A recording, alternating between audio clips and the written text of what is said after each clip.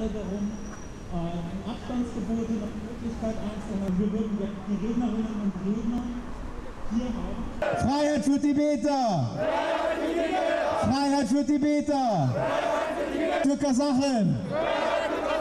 Freiheit für Uiguren! Freiheit für Uiguren!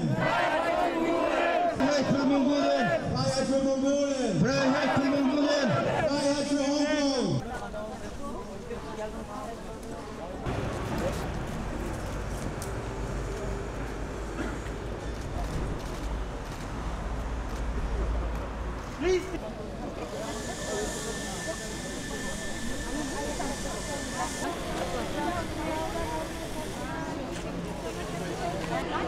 Schließt die Lager!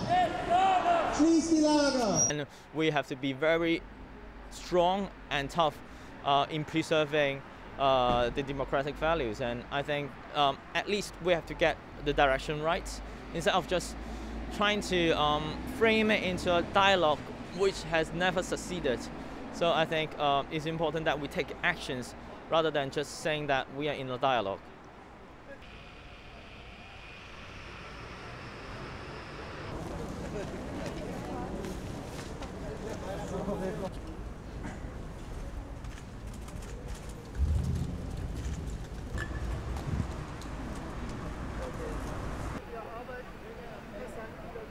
Auch der deutschen Wirtschaft, der Wirtschaft insgesamt darf es nicht egal sein, was in Hongkong passiert gerade, denn auch deren Rechte werden dort eingeschränkt.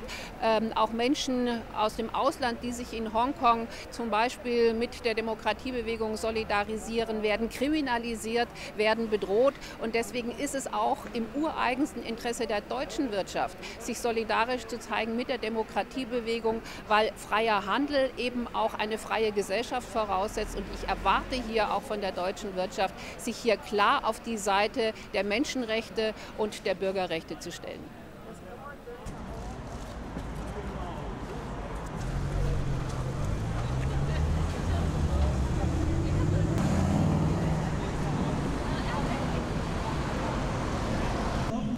So we have to realize that if we do not do something, if we do not stop that kind of expansion of authoritarianism, our democratic values will be damaged. And so that is a very important point that I want to express to the international community.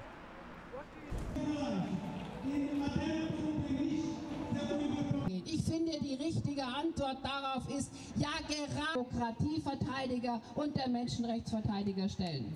Throughout the decades, we've seen a lot of gross human rights violation in mainland China. Yet, the wishful thinking from the Western democracies and from the democratic world still thinks that China could be opened up, could be democratized, or could become free once the people get rich. But the history proves that it's not going to happen. And in fact, this authoritarian regime is going to the opposite way.